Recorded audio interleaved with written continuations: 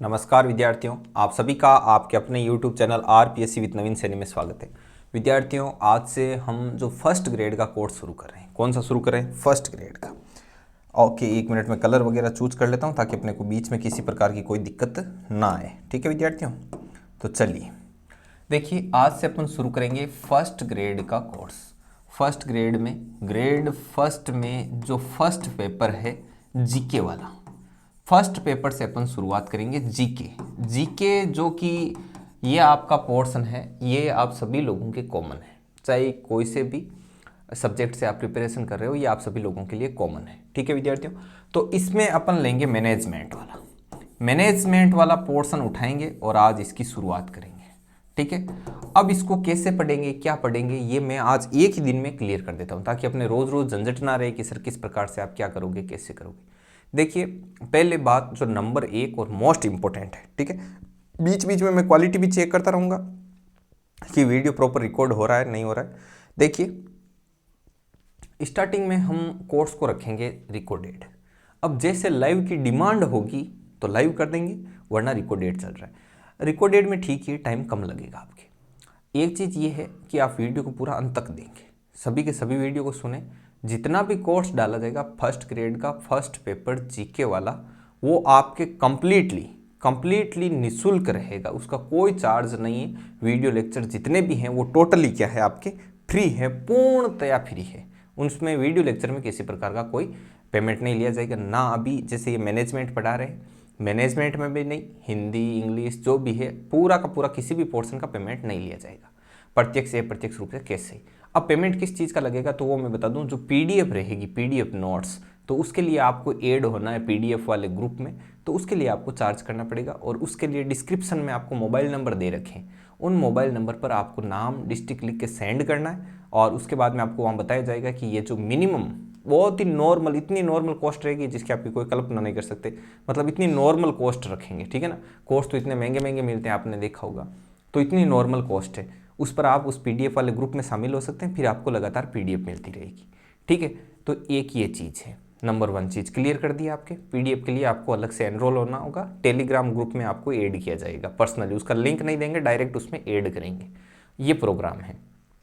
अब देखिए, आज हम शुरू करेंगे टीचिंग, जो मैनेजमेंट वाला है उसके बारे में आपको बताया जाएगा, उससे स्टार्टिंग लेंगे आज। ठीक है, तो उसमें भी पढ़ाने का क्या सिस्टम है, पढ़ाने का सिस्टम है पहले नॉर्मल स्लाइड पर आपको समझाएंगे और उसके बाद यहीं पर उनको व्यवस्थित तरीके से कौन से नोट्स पीडीएफ में मिलेंगे, वो नोट्स की मतलब काट काट के डाले हुए हैं। ठीक है, मतलब पूरे नोट्स डाले हुए हैं लेकिन उसमें से ऐसे पिक्चर निकाली हुई है, तो आप उसको यहाँ पर पढ़ेंगे स्लाइड में भी आप देखना। ठीक है, तो ये अपना तरीका रहेगा। क्लास आपको रेगुलरली मिलेगी, टीचिंग मैनेजमेंट फर्स्ट ग्रेड के नाम से आपके अलग प्लेलिस्ट भी बनाई जाएगी।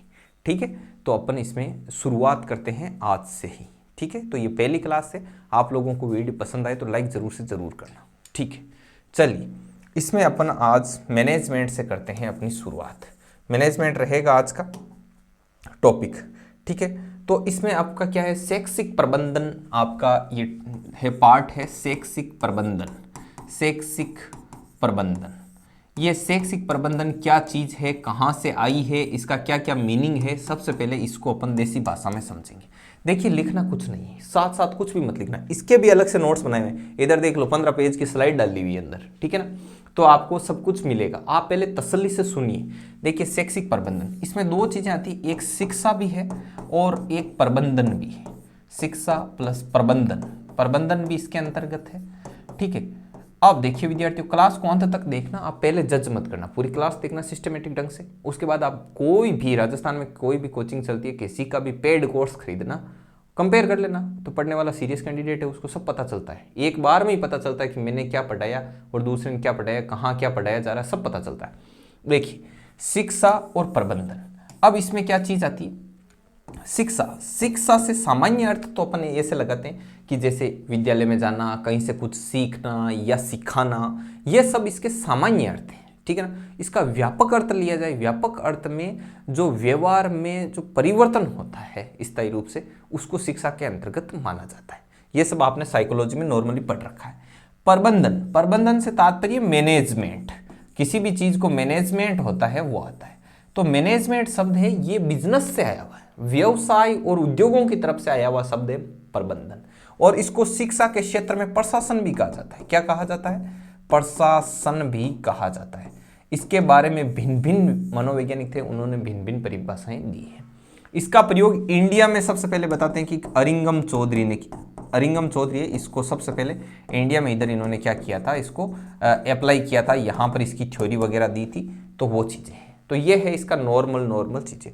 तो इस बेसिक डाटा को अपन पढ़ेंगे एक PDF फॉर्म में, ठीक है। तो PDF अभी लेंगे नहीं, हाँ चलिए, तो PDF बाद में देखेंगे। पहले अपन नॉर्मल चीज़ें इसके बारे में देखते हैं कि ये क्या चीज़ है क्या नहीं है, ठीक है ना। तो इसके बारे में देखो, इसके जनक वगैरह हैं, उसके बारे में भी आप देख लीजिए। जैसे जनक, इसका जनक है शैक्षिक प्रबंधन का जनक, वो हेनरी फेयोल को कहा जाता है। किसको कहा जाता है? Henry Fayol. हेनरी फेयोल इसका क्या कहलाता है? आपका जनक कहलाता है, ठीक है। तो और गुरु वगैरह भी है, पीटर ड्रेकर वगैरह आएंगे। अभी आपको मैं बताऊंगा कि कैसे क्या चीज़ है। पहले स्लाइड दिखाता हूं। जैसे अभी मैंने आपको ये चीज़ समझाई, ये कैसे लिखी हुई है। तो देखिए, ये रही स्लाइड अपने पास में। शैक्षिक प्रबंधन की जो अवधारणा है उसकी यहाँ पर ये स्लाइड दी गई है। शैक्षिक प्रबंधन एवं अवधारणा। देखिए, शैक्षिक प्रबंधन है वो 2 शब्दों से मिलकर बना है। कितने शब्दों से मिलकर बना है? ये 2 शब्दों से मिलकर के बना है। एक शिक्षा और दूसरा है प्रबंधन। तो शिक्षा के बारे में बता दिया। शिक्षा का जो सामान्य अर्थ है वो अपन सीखने और सिखाने से लेते हैं, जबकि व्यापक अर्थ इसका क्या है? व्यापक अर्थ में होता है व्यवहार में परिवर्तन। जैसे शिक्षा का अर्थ है, शिक्षा शब्द की उत्पत्ति संस्कृत भाषा के शिक्ष धातु से हुई है, जिसका अर्थ है सीखना या सिखाना। यह तो है इसका नॉर्मल अर्थ। और वास्तविक रूप से शिक्षा का अर्थ है अपेक्षित व्यवहारगत परिवर्तन। अपेक्षित व्यवहारगत परिवर्तन, अपेक्षित का मतलब चाहा गया। हमने जो टारगेट निश्चित किया कि ये व्यवहार में परिवर्तन करेंगे, वो अपेक्षित व्यवहारगत परिवर्तन से है। और प्रबंधन का क्या अर्थ है? तो देखो, प्रबंधन शब्द का सर्वप्रथम प्रयोग है वो उद्योग धंधों में, बिजनेस में, और ये उद्योग और व्यापार में, मतलब जो फैक्ट्रियां, उद्योग, व्यवसाय इनमें होता था, के क्षेत्र में किया जाता था। और शिक्षा के क्षेत्र में इसे प्रशासन भी कहा जाता है। तो ये चीज मैंने समझाई आपको, और ये चीज आपको यहां पर लिखी हुई मिली। आ गई बात समझ में? तो सीधा सीधा ये है पढ़ाने का सिस्टमेटिक तरीका। ये नोट्स मेरे स्वयं खुद के हाथों से लिखे हुए हैं। विभिन्न प्रकार की बुक्स, नोट्स, गाइड्स, जितना मैंने पढ़ा है उन सब को मैंने से सामने टेबल लगा करके और बढ़िया तरीके से जितना हो सके, जितनी आप बुक खरीद सकते हो मार्केट से, आप तो 1-1, 2-2 बुक रखते होंगे, हमने जितनी मार्केट में जितनी अवेलेबल है सारी लेके और उनमें से निचोड़ निकाल के कि क्या चीज़ है, कहाँ से क्या डाटा वगैरह, कुछ ऑनलाइन सर्च किया, कोई ऑथेंटिक बुक, जहाँ कहीं से भी बेस्ट मिला और जितना मुझसे हो सका, ठीक है ना, पूरा का पूरा निचोड़ इसमें मैंने डाला है, ठीक है। अब देखिए, ये हो गया यहाँ पर। आगे चलिए, ये आप चाहो तो यहां से लिख लो, वरना PDF के लिए आपको मैंने सिस्टम बता दिया। अब देखिए, आगे बढ़ते हैं। इससे आगे अगला है आपका, देखो अगला, इससे अगली स्लाइड है, एक संस्था द्वारा पूर्व निर्धारित उद्देश्यों एवं लक्ष्यों की प्राप्ति के लिए किया गया सामूहिक प्रयास ही प्रबंधन है। अब प्रबंधन क्या क्या है, मैनेजमेंट क्या क्या चीज है, इसके बारे में यहां पर समझाया गया है। एक संस्था द्वारा, कोई भी संस्था है, मान लो अपन शैक्षिक प्रबंधन है, विद्यालय को आधार मानकर मैं बात करूंगा हर बार। विद्यालय एक संस्था है, ठीक है। विद्यालय द्वारा जैसे पूर्व निर्धारित उद्देश्यों, पहले से कोई टारगेट तय किए गए होते हैं, ठीक है, पूर्व निर्धारित उद्देश्य जो लक्ष्य होते हैं, उनकी प्राप्ति के लिए किया गया सामूहिक प्रयास। केवल एक व्यक्ति का प्रयास नहीं, सामूहिक प्रयास, उसके जितने भी कर्मचारी गण हैं वगैरह मिलकर के कि हमको आज ये काम करना है या फलाना कोई प्रोग्राम है, उसके लिए हम इस प्रकार से सामूहिक प्रयास करेंगे। तो वो सामूहिक प्रयासों का जो स्ट्रक्चर तैयार किया जाता है, वो सामूहिक प्रयास किया जाता है, वो क्या कहलाता है? मैनेजमेंट कहलाता है, प्रबंधन कहलाता है। अब इसके लिए अलग अलग जो वैज्ञानिक आए थे उन्होंने अलग अलग परिभाषाएं वगैरह दी है, अभी देखना। पाश्चात्य विद्वान Henry Fayol, weber, Likert, Mayo, Maslow, Peter Drucker, ये पीटर ड्रेकर है, ये पीटर ड्रेकर आपके इस सेक्स जो ये प्रबंधन होता है, मैनेजमेंट के क्या कहलाते हैं? गुरु कहलाते हैं। ये क्वेश्चन पूछा जाता है, मैनेजमेंट के गुरु कौन है? पीटर ड्रेकर, ठीक है। और इसका जो जनक माना जाता है हेनरी फेयोल को। हेनरी फेयोल को क्या माना जाता है? जनक माना जाता है, किसका? मैनेजमेंट का, ठीक है। बर्नार्ड साइमन आदि ने प्रबंधन की अवधारणा को विकसित किया। ये लाइन इतनी याद नहीं रहे तो भी कोई दिक्कत नहीं, ठीक है। अब देखिए, आधुनिक प्रबंधन और शैक्षिक प्रबंधन का जनक कहा जाता है हेनरी फेयोल को। यह बात बहुत ही ज्यादा महत्वपूर्ण है कि आधुनिक प्रबंधन और शैक्षिक प्रबंधन का जो जनक है वो किसको कहा जाता है, तो वो कहा जाता है हेनरी फेयोल। किसको कहा जाता है? हेनरी फेयोल को कहा जाता है।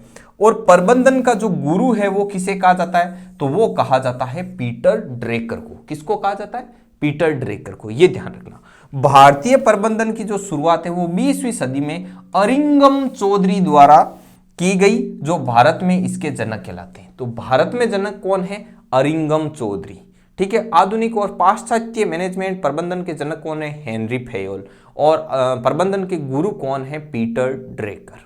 आ गई बात समझ में? अब इसके आगे की चीज है वो अपन देखेंगे कि क्या क्या चीज इसमें किस किस प्रकार से है। नंबर 3, अब देखो इसमें परिभाषाएं दी गई है, मैनेजमेंट की परिभाषाएं। मैं उनको याद रखने की आपको ट्रिक बताऊंगा कि ऐसे इसको याद रखा जाए। क्यों? क्योंकि वहां जाकर अपने को कोई मैनेजमेंट की परिभाषाएं लिखनी नहीं है। अपने को उन जो परिभाषाएं हैं उनको क्या करना है, आपको पहचानना है कि ये किसकी है। जैसे नंबर 1, प्रबंधन की कुछ परिभाषाएं दे रखी है। इसमें पहली है जेबी सीयर्स। जेबी सीयर्स, सीयर्स से ऐसे समझना इसको, ये है सीरियस। सीरियस मतलब गंभीर। ठीक है। तो देखो किसी भी उद्देश्य की प्राप्ति के लिए की जाने वाली संपूर्ण व्यवस्थाएं ही प्रबंधन है। कोई भी कार्य है उसके लिए की जाने वाली जितनी भी संपूर्ण व्यवस्थाएं होती है वो क्या कहलाती है? प्रबंधन कहलाती है। एक चीज देखो, जो कैंडिडेट सीरियस है, आप में से जो भी फर्स्ट ग्रेड की तैयारी करने के लिए क्या है? सीरियस है, सीरियस कैंडिडेट होगा तो वो क्या करेगा? अपने जो टारगेट है, अपने उद्देश्य की प्राप्ति के लिए सारी की सारी व्यवस्थाएं करेगा। बढ़िया तरीके से क्या करेगा? मैनेजमेंट करेगा फर्स्ट ग्रेड के फर्स्ट पेपर के लिए। कौन करेगा? जो सीरियस है। बस सीयर्स याद रखना। नेक्स्ट, विलियम लुइक। विलियम लुइक ने क्या कहा कि प्रबंधन से आशय किसी संस्था से मानवीय और भौतिक संसाधनों का प्रभावपूर्ण उपयोग से। पहले तो मैं परिभाषा समझा देता हूं। परिभाषा कहती है कि मानवीय संसाधन, मानवीय संसाधन मतलब उसके अंदर काम करने वाले जितने भी कर्मचारी हैं वो, और भौतिक संसाधन, भौतिक संसाधन मतलब स्कूल में हर बार इकाई स्कूल को लेकर चलूंगा। ठीक है ना, स्कूल को रखूंगा बीच में, क्योंकि अपन शैक्षिक मैनेजमेंट पढ़ रहे हैं, शिक्षा विद्यालय, इससे विद्यालय से आपके कंसेप्ट ज्यादा क्लियर होगा। तो भौतिक संसाधन, विद्यालय में कितने कमरे हैं, कितनी व्यवस्थाएं हैं, पानी जल वगैरह सब जितने भी भौतिक संसाधन है, कि अब आपके पास जो मानवीय संसाधन है और जो भौतिक संसाधन है उनका आप कितना प्रभावपूर्ण तरीके से, कितना बढ़िया तरीके से उपयोग करते हो, वही आपका क्या है? प्रबंधन है। ये बात किसने कही थी? विलियम लुइक। लुइक है, उसको आप ऐसे ध्यान रखना, लुक के। ठीक है। अब लुक के कौन है भाई?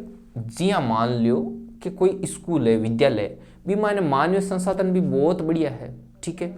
और भौतिक संसाधन भी कहीं है, बहुत भी बढ़िया है, लेकिन फिर भी वे भी चीज को प्रभावपूर्ण तरीकों प्रयोग नहीं कर रही है। जन लोगों ने लुक का लागी, क्या का लागी कि लुक का एंकर ने की समान नहीं है। समझ में आई बात?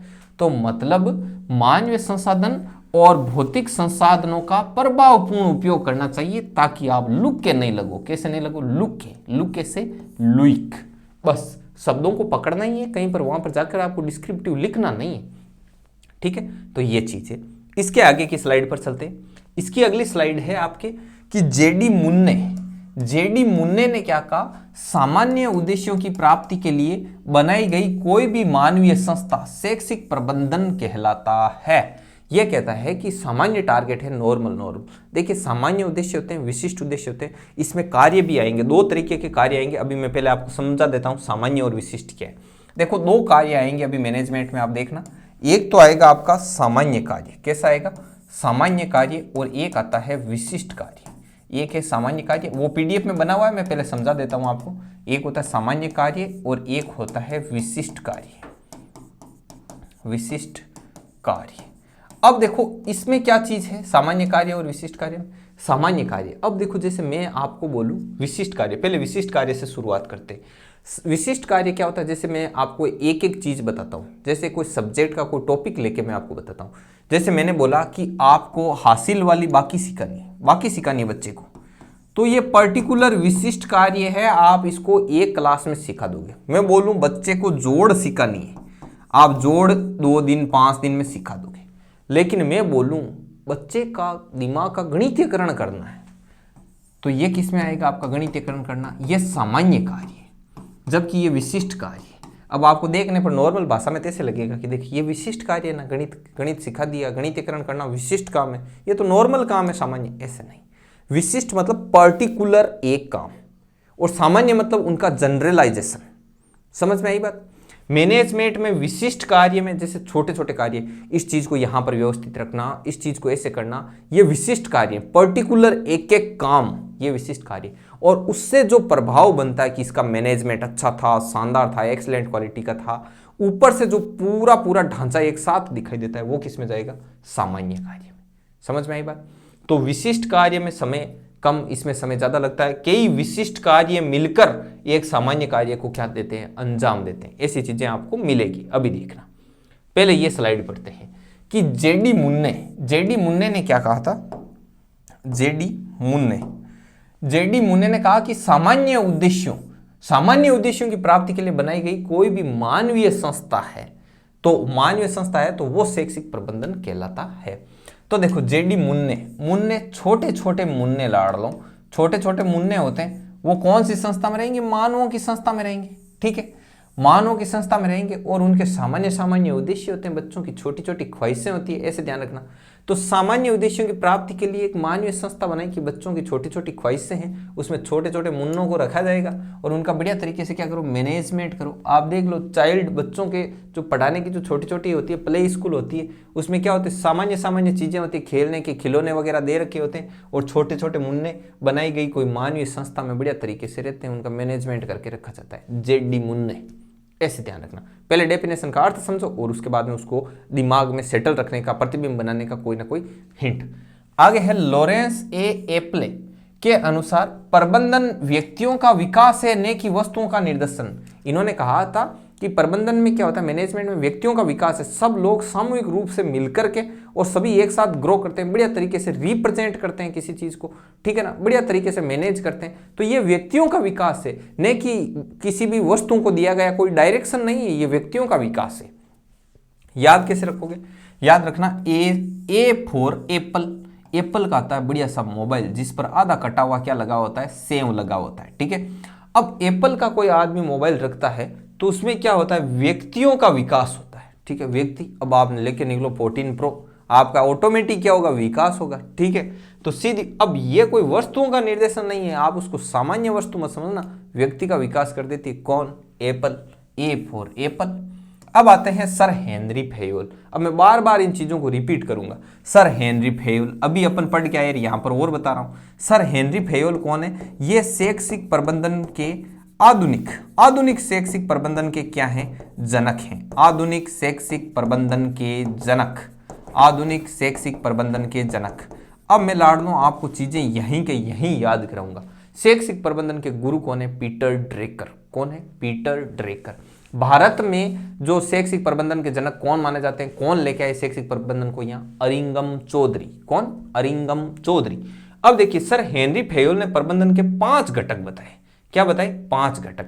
अभी आप देखना, शैक्षिक प्रबंधन के घटकों का अलग से एक वर्गीकरण दिया गया है, लुईक वगैरह का, उनका मैं बताऊंगा आगे आएगा, और इनका भी, उनका 8 में दिया हुआ है, इनका 5 में दिया हुआ है, उसको छोड़ो। अभी देखो, प्रबंधन के इन्होंने 5 घटक बताए। इनसे पूछा हेनरी फेयोल साहब से जाके कि भाई आप इतने बड़े आदमी हो, आप आधुनिक प्रबंधन के जनक हो, ठीक है, तो आप हमें बताइए कि मैनेजमेंट क्या है। उन्होंने कहा भाई मैनेजमेंट 5 चीजें हैं, 5 घटक हैं इनका। मैं 5 बिंदु बताता हूं, उन 5 बिंदुओं के अंतर्गत पूरे के पूरे मैनेजमेंट को रखा जाता है। मैं 5 बिंदु बता दूं, वो 5 बिंदु मिलकर ही क्या करते हैं, मैनेजमेंट करते हैं, वो 5 बिंदु ही मैनेजमेंट है, ऐसा बोला इन्होंने। इनसे पूछा कि बताओ 5 क्या क्या चीजें हैं, 5 बताओ तो सही, घटक तो बताओ। इन्होंने कहा POCC, POCCC। तो इनसे पूछा P क्या है, P बोले कि प्लानिंग मतलब योजना, O फॉर ऑर्गेनाइजेशन मतलब संगठन, C फॉर कमांड्स मतलब निर्देशन, और C फॉर कंट्रोल मतलब नियंत्रण, और C कोऑर्डिनेशन मतलब समन्वय। बोले कि अच्छा बड़ी बड़ी बातें बता दी, हमें तो कुछ पता ही नहीं चला, आप तो बताइए कि हमें क्या क्या चीज कैसे कैसे 5 घटकों में इनको क्यों रखा, कैसे रखा। उन्होंने कहा भाई कि देखो सीधी बात है, तो ये बड़े आदमी सीधी सी बात थोड़ी बताते हैं, हेजे से जैसे मुंह पर थोड़ी बोलते हैं। आपको पता हो कि पहले बड़े बड़े संत वगैरह होते थे, वो क्या करते थे, शिष्य आता कोई क्वेश्चन पूछता, बोलते मेरे पीछे पीछे चल, फिर नदी के किनारे ले जाते, उदाहरण देके बताते। तो महान आदमी महान तरीके से बताएगा। इन्होंने कहा कि देखो भाई, मैं बोलता हूँ POCC, ये 5 घटक हैं और इन्हीं में प्रबंधन है। इन्होंने कहा P फॉर प्लानिंग, कि बोले आपको कोई भी चीज की मैनेजमेंट करना है तो सबसे पहले बनाओ योजना। कि बोले ठीक है, बड़ी अच्छी बात है। अब इसको विद्यालय के संदर्भ में समझो, मैं हर चीज को विद्यालय के संदर्भ में बताऊंगा। जैसे विद्यालय में कोई भी प्रोग्राम आयोजित करना है, अब कोई भी प्रोग्राम आयोजित करना है तो सबसे पहले क्या चाहिए, तो सभी आदमी बोले भाई हेनरी फेयोल के सामने बैठ के कि सबसे पहले तो होनी चाहिए बढ़िया तरीके की योजना, कि कौन सा काम कैसे है, क्या है, वगैरह वगैरह। योजना बनाओ, प्लान बनाओ। तो सबसे पहले बोले प्लानिंग होनी चाहिए। तो सभी ने हाँ में सिर हिलाया कि भाई फेयोल साहब बहुत बढ़िया बात बोली। फिर उनसे बोला कि नंबर चीज होनी चाहिए ऑर्गेनाइजेशन, संगठन होना चाहिए, कि एक आदमी बैठ बढ़िया तरीकों प्लानिंग बना ली, योजना बना ली, लेकिन संगठन को नहीं, मतलब उसमें काम करने वाले कर्मचारी इत्यादि गण, उन सभी का संगठन, ठीक है ना, बढ़िया तरीके से। ऐसे नहीं कि 2 कहीं बैठे हैं 2 कहीं बैठे, उनका बढ़िया तरीके से आपस में भी क्या होना चाहिए, उनका आपस में भी उनका तालमेल होना चाहिए, ऐसे संगठन। तो बोले कि नंबर 2 पर संगठन भी होना चाहिए, मानवीय भौतिक सारे संसाधन वगैरह संगठन होने चाहिए। बोले कि ठीक है, कर्मचारी गण वगैरह सभी हैं। योजना बना ली, योजना बनाने के बाद योजना अप्लाई करने के लिए संगठन चाहिए, कि बोले संगठन भी है। कि ठीक है, योजना बनाकर भी आपने तैयार कर दी एक चार्ट में बढ़िया तरीके से, कर्मचारी गण वगैरह भी सब कुछ है, अब क्या चाहिए, बोले अब कमांड चाहिए। उनको कौन निर्देश दे कि तू ये कर, तू ये कर, तुझे ये करना है, तुझे ये करना है, ये नहीं करोगे वो नहीं करोगे, ढिंगड़ा फलाना, एक पंचायती करने वाला चाहिए, मतलब उनको कमांड देने वाला चाहिए, निर्देश चाहिए, कि अच्छा हमने निर्देश भी दे दिया, बढ़िया तरीके से कमांड भी दे दी, ठीक है फेयोल साहब बहुत अच्छी बात है, 3 नंबर पर हमने निर्देश भी दे दिया, योजना बनाई, संगठन हमारे पास था, सबको काम बांट दिया, अब सब काम करें, अब हो जाएगा, कि बोले नहीं होगा। क्यों, कि सब काम कर रहे हैं, कौन कितना काम कर रहा है, ढंग से कर रहा है कि नहीं कर रहा है, उन सब पर क्या चाहिए, कंट्रोल चाहिए, नियंत्रण चाहिए, कि अच्छा उन पर नियंत्रण चाहिए, कि भाई कोई कर रहा है कोई नहीं कर रहा है तो उन पर नियंत्रण रखना, चलो नियंत्रण रख लेंगे। अब हो गया कि नहीं, अब भी नहीं हुआ। अब क्या चाहिए, कि अब चाहिए कोऑर्डिनेशन। कोऑर्डिनेशन मतलब समन्वय, उनमें आपस में भी क्या होना चाहिए, समन्वय। आपने खूब नियंत्रण रखा, अब कोई कुछ ये काम करता जा रहा है, करता ही जा रहा है, वो दूसरे से कुछ पूछ ही नहीं रहा कि भाई देखिए टेंट यहाँ लगाना था, आप लाइट लगाओगे। तो वो अपने भारत में होता है ना, समन्वय है ही नहीं, पहले लाके पाइपलाइन गाड़ देंगे, ठीक है, पहले सड़क बना दी, सड़क बनाने के बाद पाइपलाइन वाला आएगा, पूरी सड़क को उखाड़ देगा। तो क्या है, ये मिसमैनेजमेंट है, इसीलिए सड़कें टूटी हुई पड़ी है। आपस में समन्वय नहीं है, कि ठीक है भाई हमने योजना बना ली, संगठन अच्छा खासा था, हमने उनको निर्देश दे दिए, उन पर नियंत्रण भी रख लिया, और उनमें आपस में कोऑर्डिनेशन भी बहुत बढ़िया। तो क्या होगा कि फिर मजे ही मजे होंगे, प्रोग्राम बड़ा शानदार होगा, और आपका मैनेजमेंट बहुत ही तगड़ा मैनेजमेंट कहलाएगा। बोले वाह फेयोल साहब वाह, क्या बात कही, कितनी शानदार बात की, आप लोग भी बढ़िया तरीके से ताली बजाओ और इसको नोट करो।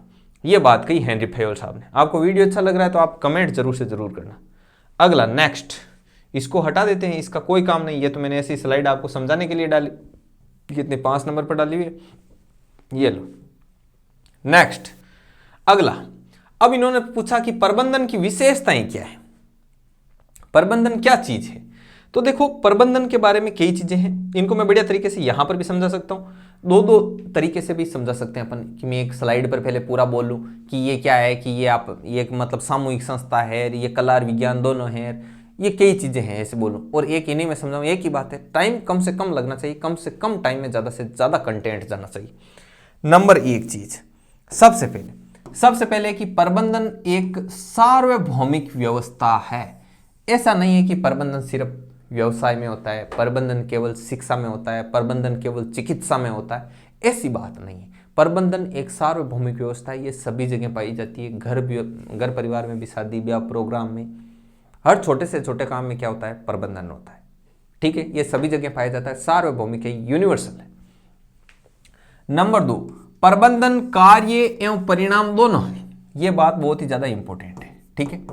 प्रबंधन में कार्य भी, प्रबंधन एक तरीके से कार्य भी है, मैनेजमेंट कर रहे हैं, और इसका क्या है, सीधा रिजल्ट भी है, तो कार्य एवं परिणाम दोनों है, ये चीज ध्यान रखना।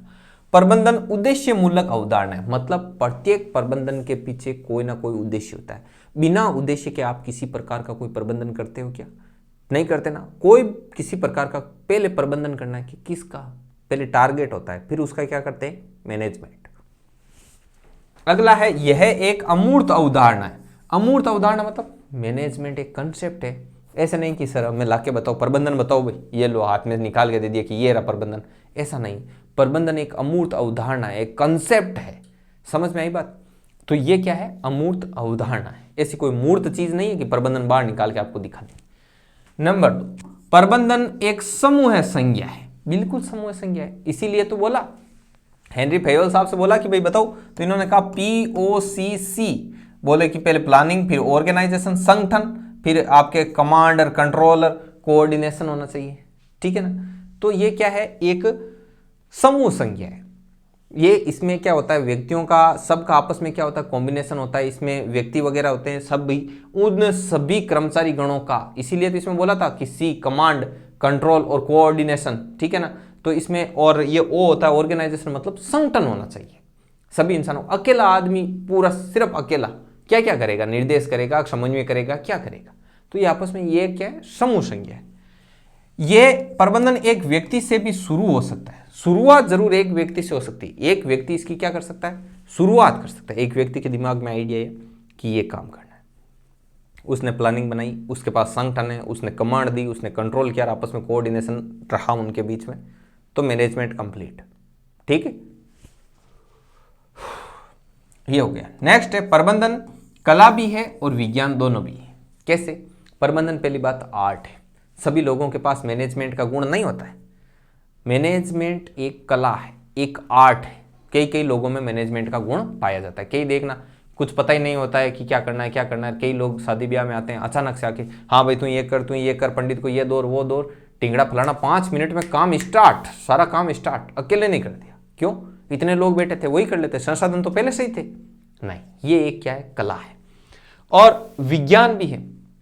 विज्ञान में क्या होता है, तर्क वितर्क, निर्णय लेना आदि चीजें होती है, ये सब इसमें पाई जाती है। इसमें भी निर्णय लेना पड़ता है, ठीक है, इसमें भी तर्क लगाना पड़ता है। तो एक तरीके से विज्ञान भी है और कला भी है, दोनों है। तो ये क्वेश्चन आता है, इंपॉर्टेंट है।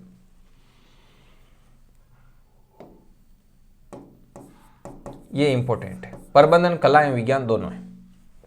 प्रबंधन को किसी भी संगठन का मस्तिष्क कहा जाता है। ये वेरी वेरी वेरी इंपॉर्टेंट है कि प्रबंधन को किसी भी संगठन का मस्तिष्क कहा जाता है।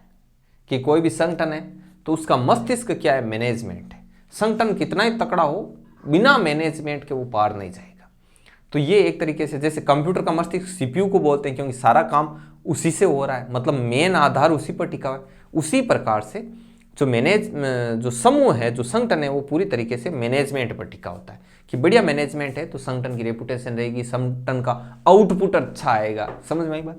नंबर 9 है, प्रबंधन किसी पूर्व निर्धारित उद्देश्य के लिए किया जाता है। बिल्कुल पहले से तय कोई प्लान होता है और उस प्लान के लिए, ठीक है, पूर्व से निर्धारित, पहले से निर्धारित, पूर्व निर्धारित कोई उद्देश्य होता है, कोई लक्ष्य होता है, उसके लिए क्या किया जाता है, प्रबंधन किया जाता है। और नंबर 10, यह एक विशुद्ध मानवीय क्रिया है। मानवीय क्रिया मतलब इसको इंसानों के द्वारा अंजाम दिया जाता है। मानव ही क्या करता है, मैनेजमेंट प्रबंधन के लिए क्या करता है, पहले से कोई खाका तैयार करता है। ऐसे नहीं, ये कोई नेचुरल प्रोसेस नहीं है, कोई प्राकृतिक क्रिया नहीं है जो अपने आप ऑटोमेटिक होती रहेगी, ना, बिल्कुल नहीं होती। ये एक क्या है, विशुद्ध मानवीय क्रिया है। मानव इसको अंजाम देता है अपने मस्तिष्क से, बढ़िया तरीके से सोच समझ के, मैनेजमेंट के साथ आपस में कमांड कंट्रोल और कोऑर्डिनेशन के माध्यम से घटनाओं को क्या देता है, अंजाम देता है प्रॉपर वे में। तो वो है मैनेजमेंट। तो अब मैं इतना बोल रहा हूं तो आपको सुनते सुनते खाका तो दिमाग में तैयार हो ही गया है कि मैनेजमेंट क्या है। अब आपको ये धीरे धीरे बढ़िया तरीके से और ज्यादा क्लियर होता जाएगा। अब देखिए, मैं पानी पी लेता हूं, 1 मिनट।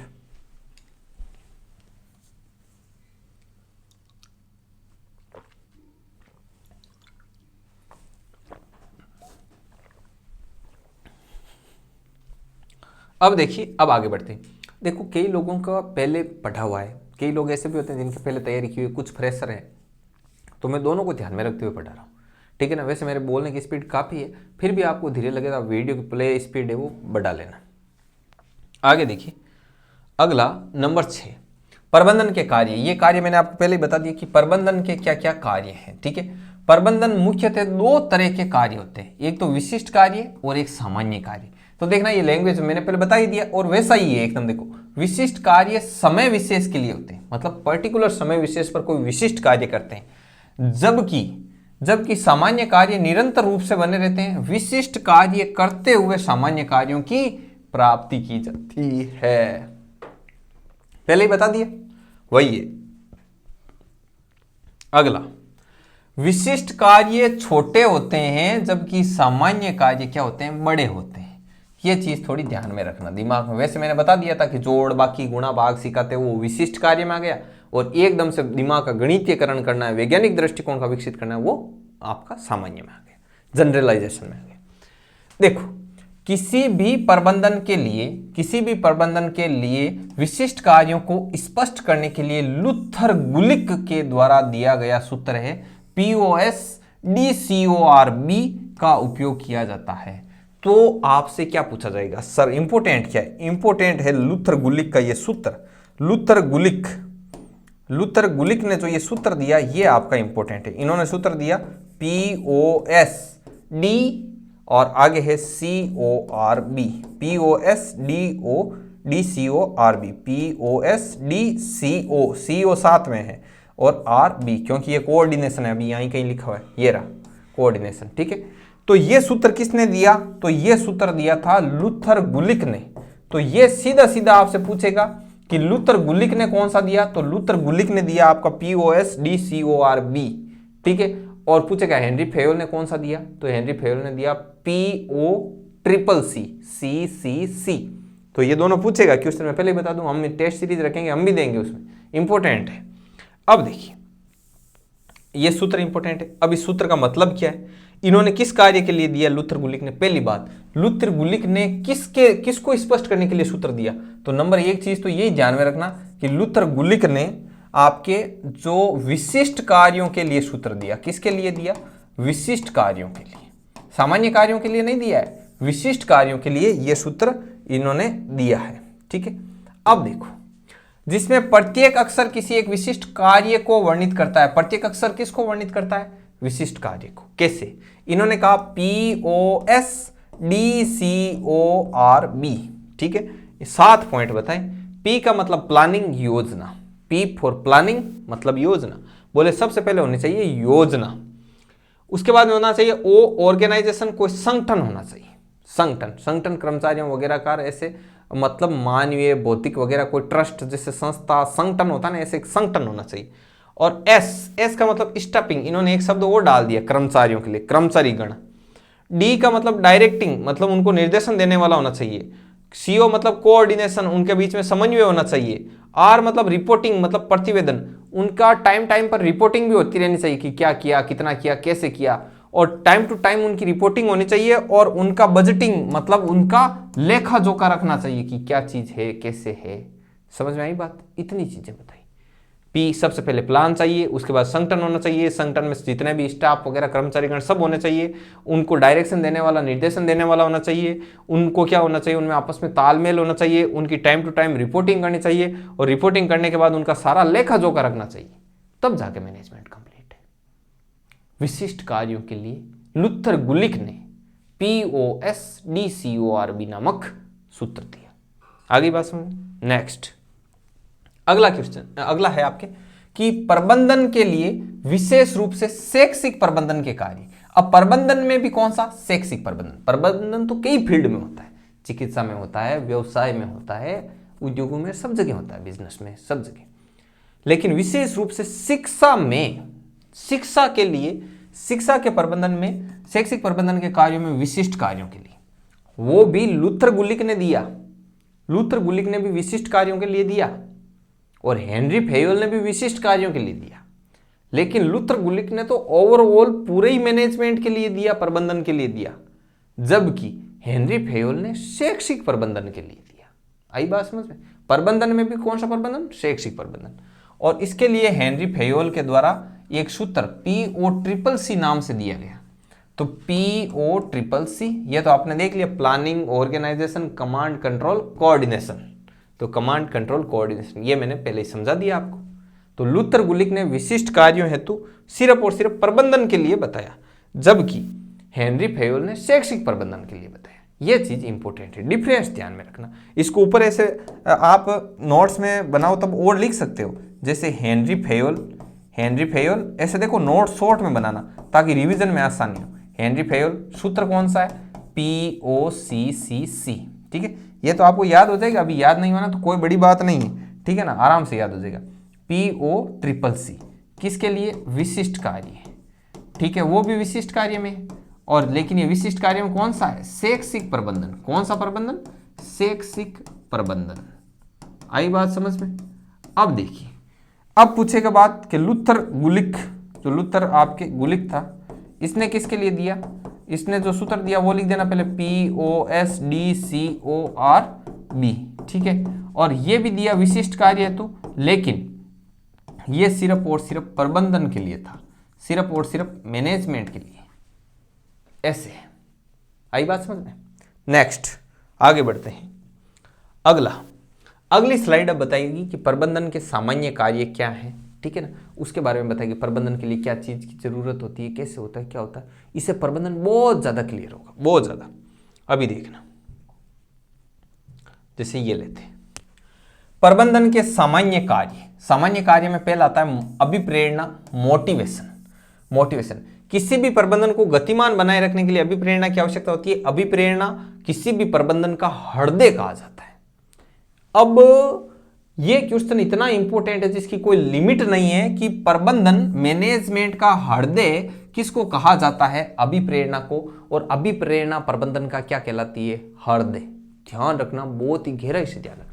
कोई भी मैनेजमेंट है उसको गतिमान बनाए रखने के लिए, कि ये मैनेजमेंट आगे से आगे इसी प्रकार बढ़िया तरीके से काम करता रहे, इसके लिए क्या जरूरी है? इसके लिए अभिप्रेरणा, मोटिवेशन बहुत ही ज्यादा जरूरी है, ठीक है ना। वुड ने तो एक परिभाषा दी थी, कहा था कि किसी भी कार्य को आरंभ करने, जारी रखने के लिए अभिप्रेरणा क्या अति आवश्यक है, ठीक है ना। समझ में आई बात कि कोई कार्य को हम अपन आरंभ कर दें और वो कंटिन्यूअसली वैसे ही चलता रहे, इसके लिए अभिप्रेरणा बहुत ज्यादा जरूरी है, ठीक है ना। तो अभिप्रेरणा किसी भी प्रबंधन को गतिमान बनाए रखने के लिए अभिप्रेरणा, मोटिवेशन आवश्यक होता है। और अभिप्रेरणा को किसी भी प्रबंधन का क्या कहते हैं? हृदय कहा जाता है। क्या कहा जाता है? हार्ट, हृदय। ओके, नेक्स्ट संप्रेषण। कम्युनिकेशन भी जरूरी है। संप्रेषण नहीं है, मैनेजमेंट चल रहा है, कर्मचारी गण हैं, जो संगठन में उपस्थित लोग हैं, उनका आपस में कोई संप्रेषण, वार्तालाप ही नहीं है, विचारों का आदान प्रदान ही नहीं कर रहे हैं, तो फिर कैसे चलेगा काम? तो संप्रेषण बहुत जरूरी है। बहस हो तो भी एक स्वस्थ बहस एक हद तक बहुत जरूरी है। तो संप्रेषण, इसको कम्युनिकेशन बोलते हैं। किसी भी प्रबंधन में सूचनाओं का विनिमय मतलब आदान प्रदान तथा वार्तालाप का परिष्कृत रूप ही संप्रेषण कहलाता है। वार्तालाप, और वार्तालाप में ऐसे नहीं गदर घसीटी नहीं, परिष्कृत रूप संप्रेषण कहलाता है। ये जितना सशक्त एवं श्रेष्ठ होता है, मतलब जितना बढ़िया तरीके से सबका आपस में कम्युनिकेशन होता है, जितना बढ़िया तरीके से बोलते हैं, मिलते हैं, विचारों का आदान प्रदान करते हैं, जितना श्रेष्ठ होगा वार्तालाप, संप्रेषण जितना अच्छा होगा, संगठन उतना ही सशक्त और श्रेष्ठ होगा, और प्रबंधन उतना ही बेहतर परिणामोत्पादक होगा। परिणामोत्पादक मतलब प्रोडक्टिव मैनेजमेंट होगा, जिससे क्या निकलेंगे? रिजल्ट निकलेंगे, ठीक है। और प्रबंधन में संप्रेषण को प्रबंधन का सबसे बड़ा शक्तिगृह कहा गया है। कहा? ये देखो, ये लिखा हुआ, शक्तिगृह कहा जाता है। संप्रेषण को क्या कहते हैं? शक्तिगृह। अब कैसे ध्यान रखोगे? अभिप्रेरणा। देखो, अभिप्रेरणा से बिना तो कोई काम चालू ही नहीं होता है, ठीक है ना। तो चालू ही नहीं होता है। अब इंसान भी चालू कहां से? दिल से, हृदय से। हृदय धड़क रहा है तो इंसान चालू है। तो ऐसे ध्यान रख देना, ठीक है। और वरना ऐसे समझना कि प्रेरणा कहां रहती है? प्रेरणा दिल में रहती है, हृदय में रहती है, ऐसे याद रह जाएगा। तो अभिप्रेरणा मैनेजमेंट का हृदय। अब देखो, संप्रेषण है वो शक्तिगृह, से संप्रेषण से शक्तिगृह, से संप्रेषण और से शक्तिगृह। आई बात समझ में? तो ये चीज है, से संप्रेषण से शक्तिगृह। तो प्रबंधन में संप्रेषण को प्रबंधन का सबसे बड़ा क्या कहा जाता है? शक्तिगृह कहा जाता है। तो ये चीज है। ये मैंने इंपोर्टेंट वगैरह सब लगा रखे हैं, बढ़िया तरीके से रजिस्टर बनाया हुआ है। पीडीएफ चाहिए तो डिस्क्रिप्शन बॉक्स में आपके नंबर दे रखे हैं, वहां से आप ऐड हो जाइए। एक आपको ऐसे ग्रुप में ऐड किया जाएगा, उसमें प्रत्येक वीडियो, और वीडियो के नीचे उस वीडियो की पीडीएफ अटैच, फिर वीडियो, फिर पीडीएफ, फिर वीडियो, फिर पीडीएफ, क्लास नंबर 1 से लेकर कंटिन्यूअसली, और सबसे लास्ट में पूरे के पूरे मैनेजमेंट की एक पीडीएफ। और उसमें आपकी ये भी सुविधा रहेगी, आपको वो जो नंबर दिए जाएंगे उस पर आप कभी भी डिस्कस कर सकते हो अपनी प्रॉब्लम्स वगैरह है कि सर मतलब याद नहीं हो रहा, नोट्स बनाऊं तो कैसे बनाऊं, पहले एक बार पढ़ा हुआ है दूसरी बार बनाऊं, अनगिनत जितने भी क्वेश्चन हैं उनके बारे में आप डिस्कस कर सकते हो। ये भी फैसिलिटी उसमें अवेलेबल है।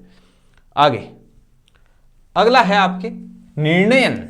निर्णय बहुत जरूरी है सफल मैनेजमेंट के लिए। निर्णय बहुत ज्यादा जरूरी है। डिसीजन के बिना कुछ नहीं।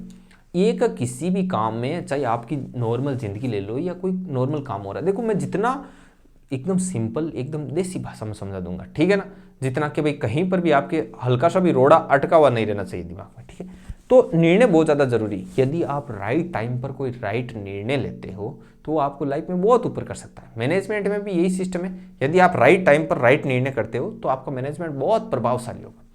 लेकिन आपने मान लो किसी गलत समय पर कोई गलत निर्णय ले लिया तो पूरा बंटा धार हो जाएगा। तो निर्णय बहुत ज़्यादा इंपॉर्टेंट है। देखिए अब देखो, निर्णय प्रबंधन को सकारात्मक एवं सफल बनाने के लिए सदैव उचित समय पर उचित निर्णय लेना होता है। उचित समय पर लिया गया एक सही निर्णय प्रबंधन को सफल बना देता है, जबकि लिया गया निर्णय प्रबंधन को समाप्त भी कर सकता है। और निर्णयन मतलब डिसीजन जो लिया जाता है किसी भी प्रबंधन का भविष्य निर्माता होता है। क्या होता है? भविष्य निर्माता होता है, उसका फ्यूचर बना देता है।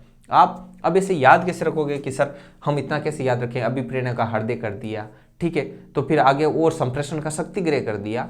अब हम निर्णय का भविष्य निर्माता कैसे याद रखें? निर्णय आपका क्या है? भविष्य निर्माता। भविष्य निर्माता कि सर कैसे याद रखें? देखिए यदि आप लाइफ में बढ़िया सही टाइम पर सही निर्णय ले लेते हो तो आपके भविष्य का निर्माण हो जाता है। और सही निर्णय नहीं ले पाए तो भविष्य हो गया बर्बाद। समझ में आई बात? तो बस भविष्य का निर्माण सही टाइम पर सही निर्णय। समझ में आई बात? आगे अगला है नवाचार, इनोवेशन जरूरी है। अब नवाचार इनोवेशन क्या होता है? नई नई चीजों का प्रयोग करना। समय के साथ साथ नई नई चीजों का जो प्रयोग किया जाता है वो क्या कहलाता है? नवाचार। अब मान लो कोई मैनेजमेंट ऐसा है कि उन्होंने प्लानिंग कर ली, कर्मचारीगण सभी है, लेकिन वो नवाचार ही नहीं कर रहे, रटी रटाई परंपरा पर एक ही लकीर को कूट रहे कि हर साल 26 जनवरी ऐसे ही करते वैसे ही कर दो। अरे कुछ टाइम नया है, नई जनरेशन आ रही है, यदि आप नया तरीके से नवाचार नहीं लाओगे तो आप आज की जनरेशन पर प्रभाव नहीं डाल सकते। अभी मैं ये नवाचार है, पढ़ाने का तरीका है, पीपीटी डाली हुई सारा कुछ है। विद्यार्थी बोले कि सर सीधा लिखा हो तो अलग अलग कलर में बता दे, डायग्राम में बता दे, फोटो बता दे, कुछ भी बता दे। अब मान लो यही मार्कर वाला बोर्ड लेकर मैं चौक लेके बैठ रहा हूँ कि मार्कर वाला भी थोड़ा महंगा है, चौक वाला ठीक है, दीवार पर बढ़िया पुताई वगैरह करके लिखो, तो अब उसको बार बार मिटाऊँ, एक बार मिटा दिया तो वापस आएगा नहीं, फिर से बनाऊँ। तो नवाचार जरूरी है। समझ में आई बात?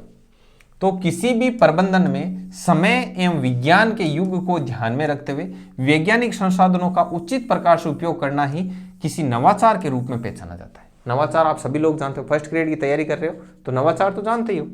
और नवाचार को अपनाना किसी भी प्रबंधन का उन्नति का सबसे बड़ा मार्ग होता है। उन्नति का सबसे बड़ा मार्ग, प्रोग्रेस चाहिए, उन्नति का सबसे बड़ा मार्ग है नवाचार करते रहो कुछ कुछ। इसलिए प्रबंधन में नवाचार अति आवश्यक है। ठीक है, अगला है प्रतिनिधित्व। प्रतिनिधित्व रिप्रेजेंटेशन। ठीक है, अब देखो प्रतिनिधित्व क्या होता है, जैसे अब मैं आप जो शब्द होता है उसको कनेक्ट किया करते हो। जैसे आता है सरपंच प्रतिनिधि। प्रतिनिधित्व मतलब जो मेन रिप्रेजेंट कर रहा है, आगे लीडर के रूप में मुख्य है। अब आप मैनेजमेंट को कोई डायरेक्शन देने वाला, निर्णय देने वाला, आगे रिप्रेजेंट करने वाला, उसको डायरेक्शन देने के लिए सबके लिए एक प्रतिनिधित्व होना चाहिए। प्रतिनिधि मुख्य नेता होना चाहिए। ठीक है, और वो नेता भी वाक कुशल, चतुर, निपुण, निर्णय क्षमता ऐसा होना चाहिए। तब अपन क्या कर पाएंगे, जो अपना मैनेजमेंट है हम क्या कर रहे हैं उसको बढ़िया तरीके से रिप्रेजेंट कर पाएंगे ऑडियंस के सामने, जनता के सामने, समाज के सामने। तो देखिए, किसी भी संस्थान, संगठन, परिवार प्रबंधन में मुख्य अथवा किसी पद के लिए निर्धारित कार्यों को जब किसी दूसरे व्यक्ति के द्वारा किया जाता है तो वह व्यक्ति उसका प्रतिनिधि एवं उसके द्वारा किया जाने वाला कार्य व्यवहार प्रतिनिधित्व कहलाता है। समझ आई बात? जैसे घर का कोई मुखिया है, मुखिया का काम यदि मुखिया अनुपस्थित भी है तो उसका प्रतिनिधित्व कौन कर रहा है? कोई ना कोई प्रतिनिधि कर रहा है, ठीक है। प्रतिनिधित्व मतलब उसके जो काम को देखना, तो वो तो गया प्रतिनिधि, और ये पूरा कार्य व्यवहार क्या कहलाता है? प्रतिनिधित्व। तो प्रतिनिधित्व बहुत ज्यादा जरूरी है, समझ में। प्रतिनिधित्व किसी भी प्रबंधन का सदैव गतिमान बनाए रखने में योगदान देता है। तो बिल्कुल सीधी सीधी बात है, प्रतिनिधित्व के बिना गतिमान रहेगा ही नहीं। यदि उसको कोई चेहरा नहीं, आप जैसे देखो ना, चुनाव हो रहे हैं, सीएम का चेहरा स्पष्ट नहीं हो, मान लो कि सरकार बन रही है, किसकी बन रही है, क्यों बन रही है, कब बनेगी, कैसे बनेगी, क्या करेगी, क्या नहीं करेगी, प्रतिनिधित्व। एक चेहरा सामने आता है, पूरे संगठन को एकजुट करके और अलग ही तरीके से रिप्रेजेंट कर देता है, प्रतिनिधित्व। देख लो, कांग्रेस का चेहरा ही साफ नहीं है, अध्यक्ष किसको बनाए, प्रधानमंत्री कौन बनेगा, हालत देख लो, खराब है, ठीक है ना। तो प्रतिनिधित्व बहुत ज्यादा जरूरी है। लास्ट स्लाइड आज की। अब देखो, ये मैंने बताया शैक्षिक प्रबंधन के कार्य में, इसमें देखो सबसे पहले नियोजन, प्लानिंग जरूरी है। नंबर एक चीज, प्लानिंग के बिना कुछ नहीं है। नियोजन का मतलब होता है प्लानिंग, ये मैंने आपको पहले समझाया था। प्लानिंग है बहुत बड़ी, लेकिन आपके पास संगठन नहीं है तो कोई मतलब नहीं है। प्लानिंग को अप्लाई कहां करोगे? संगठन है लेकिन संगठन को कोई निर्देश देने वाला नहीं है, कोई कहने वाला नहीं है, कोई दिशा निर्देश नहीं कर रहा, कोई मतलब नहीं है। प्लानिंग है, संगठन है, निर्देश भी दे दिया, लेकिन उनमें आपस में समन्वय नहीं है तो भी कोई मतलब नहीं है। समन्वय है, उन पर नियंत्रण भी है, नियंत्रण भी जरूरी है, और उनको टाइम टाइम पर मोटिवेशन भी मिलना चाहिए, और वो सभी लोग एकीकृत होकर भी काम करें बढ़िया तरीके से। तो ये तो आपका समन्वय में चला जाएगा, जैसे एकीकरण, समन्वय, आपस में कोऑर्डिनेशन वगैरह हो गया। उनमें आपस में संप्रेषण भी होना चाहिए, एक स्वस्थ बहस, अच्छी वार्तालाप होनी चाहिए। वार्तालाप का परिष्कृत रूप ही क्या है? संप्रेषण है, ऐसा लिखा हुआ था पहले। नंबर 9, किसी भी, मान लो सारा कुछ बढ़िया है, आपने मैनेजमेंट का तरीका बता दिया, किसी चीज को ऐसे रिप्रेजेंट करना है, ये काम करना है, इस प्रकार से करते रहो, कोई दिक्कत वाली बात नहीं। लेकिन मान लो बाई चांस बीच में कुछ हो गया, ठीक, कुछ गड़बड़ है, तो वापस कि भाई ये मैनेजमेंट में प्लान बी तैयार, उसके लिए निर्णय लेने वाला होना चाहिए। निर्णय लेने के लिए प्रतिनिधित्व जरूरी है। प्रतिनिधि नहीं है तो निर्णय कौन लेगा? तो निर्णय लेना, और साथ ही साथ नवाचार बहुत ज्यादा जरूरी है। नवाचार के बिना कुछ नहीं है, नवाचार करो हमेशा। और इतने सारे काम कर लेते हो तो फिर मूल्यांकन भी जरूरी है। अगली बार कोई नेक्स्ट, मान लो इस 26 जनवरी, अगली 26 जनवरी को कोई मैनेजमेंट करना है, तो पहले मूल्यांकन, पिछले का मूल्यांकन करो कि पहले बार ऐसे ऐसे किया था, उसका लाओ पहले परफॉर्मा, उसका क्या रिजल्ट आया। वरना मूल्यांकन नहीं किया गया तो न तो त्रुटि सुधार होगा, पहली बात त्रुटि सुधार नहीं होगा, आप गलतियों का क्या करोगे? रिपीटेशन करोगे। और यदि गलतियों का रिपीटेशन कर रहे हो तो फिर क्या खाका मैनेजमेंट है? समझ में आई बात? तो ये चीज है। तो आज हमने मूल्यांकन को लेकर बेसिक बेसिक चीजें की है। तो आपको ये क्लास कैसी लगी, इसके बारे में आप कमेंट करके जरूर से जरूर बताना है कि सर हमको इस प्रकार की ये क्लास लगी, ये फीडबैक है इसका, तो उसके बारे में आप सभी लोग सूचित करना, ठीक है विद्यार्थियों। तो अब अपन नेक्स्ट वीडियो में मिलेंगे। मेरी कोशिश है कि कम से कम समय में ज़्यादा से ज़्यादा कंटेंट दूँ। इस चीज़ को मैं लिख लिख के भी बता सकता हूँ, पॉइंट लगा लगा कर हेडिंग भी बना सकता हूँ, लेकिन उसमें टाइम लगेगा, 1.5 गुना टाइम लग जाएगा। तो बस ये चीज़ है, जो समझ में नहीं आ रही है उसके बारे में पर्टिकुलर एक शब्द लिख के आप मुझे व्हाट्सअप कर सकते हो कि ये शब्द, इसका एग्जैक्ट मीनिंग चाहिए मुझे, ठीक है विद्यार्थियों। तो आज के लिए इतना ही सफिशिएंट है। मिलेंगे अपन नेक्स्ट वीडियो में, तब तक के लिए जय हिंद, जय भारत।